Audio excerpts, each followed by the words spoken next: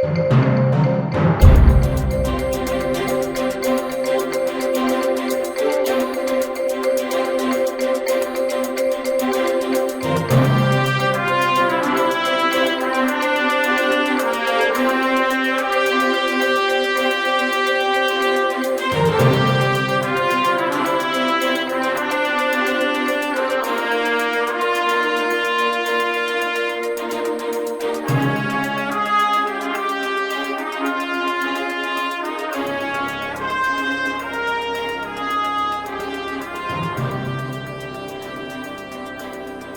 hello, I'm Holly McLean with Trainly TV, and today we're here with John O'Brien, Yes. a fellow modeler and... Well, it's a great honor to be here, I think. well, this should be fun. Yep. You've built a lot of models, and... Yep, and this is more like building cabinetry in that, you know, you actually can pick things up and, you know, you can take them to the table saw. You know, whereas most models you can't do that. So a lot of times people are going, well, you know, we mostly do G scale, so why in the world are we doing 1.5" scale, 7.5" gauge? Well, I heard a story, Holly. I heard that you left your G gauge trains outside. They got wet and they grew. They grew, yeah. And so then you ended up at, you know, 7.5" trains. And they seem to breed prolifically in that you've got them everywhere. Yeah. Well, this should be fun though. There's a lot of skills that you can do either when you're doing G gauge or 7.5" 1.5" gauge or 1.5" scale. A guy that I work with in the financial services business, he always said, big is just bigger. And just the only difference between big and bigger is the number of zeros involved. So I guess this is pretty similar. We're gonna have a lot of the same parts and a lot of the same techniques building this larger scale. Yeah, you know, a $200 caboose ends up being what? Yeah, this will be a good little project once it's all done. Now, one of the things that I wanted to say is that we affectionately call the rivet counters out there. This is not going to be a scale reproduction of a specific car down to each nut and bolt, but kind of a fancy, fun type caboose we're gonna really do a lot of detail inside, and it wouldn't be your typical work caboose. It'd be kind of more of a luxury VIP caboose. Yeah, like the railroad barons had, Yep. right? Yeah. Plush seats, flush toilets. Yeah. Yeah. You know, satellite TV. Well, I don't know about the railroad barons there, but okay. And so what we actually have two kits. I've got one kit that I got in the garage sale, and it's a center cupola, and it has most of the pieces. And then I went ahead and bought another kit from Titian Trains, which was originally, let's see, it was Mountain Car, and then Mountain Car is now part of Titian Trains, and they sent us this kit, and it comes with a set of about 20 or so fairly detailed drawings of all the different parts.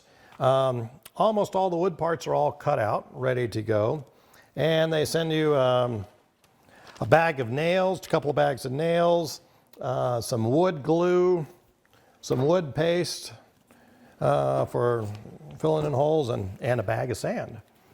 So, and then the other one... Have you figured out where the sand goes? Well, since it's not a steam locomotive and there's no sanders, I think they were suggesting that it goes on the roof. But I have some really cool roofing material that we're going to use that will end up being pretty nice. So... Did you read these instructions? Because that's exactly what it says. Hey, there we go. Yeah. Speaking of instructions, there are no instructions with this kit. It's strictly the pieces of wood and 20 or so pages of drawings. So we're going to walk you through on how we put this together. Neither one of us have put one of these things together, so it'll be interesting. Make sure it comes together. It's very much like your buildings. Yeah. You know, we know what the end product's supposed to look like, and we'll do our darndest to put it all together and make it look like that.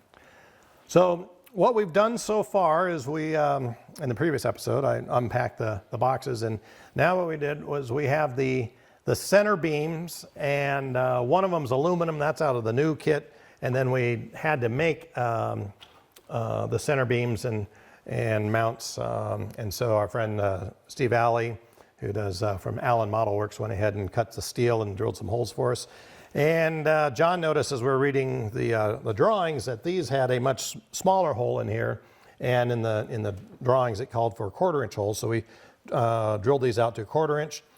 We used a vibrating sander with 150 grit sandpaper, sanded these all kind of smooth, cleaned them all up. We used a file to smooth out the inside edges, and clean them up with denatured alcohol and a little simple chlorine. And these are all ready to paint.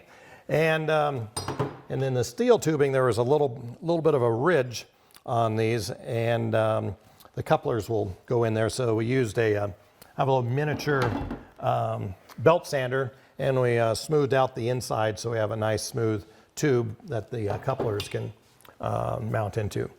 After that, the older kit did not have any holes drilled into it, so we used the new piece of wood, and John came up with a nice little jig for making sure that these holes were going straight up and down 90 degrees so that we don't have any goofy angles when we mount the bolsters and the trucks and so forth in there.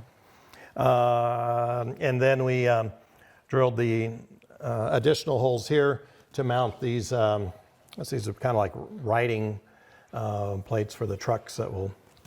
Yeah, it keeps the bolsters from the car rocking back and forth Too much.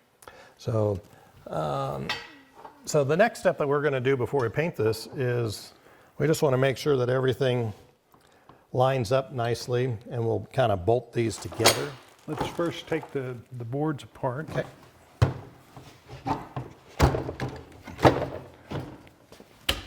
And we'll build one at a time.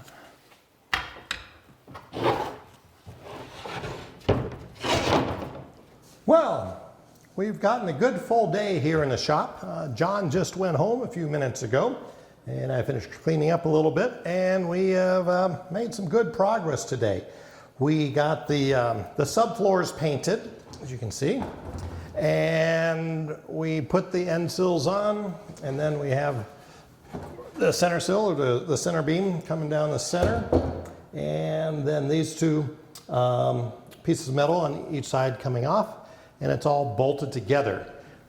Then the end sills here, we used wood glue and our nail gun here, and put in about 6 or 7 inch and 3/4 pins, and the wood glue, sanded that, this little end here so it kind of fits flush with the top.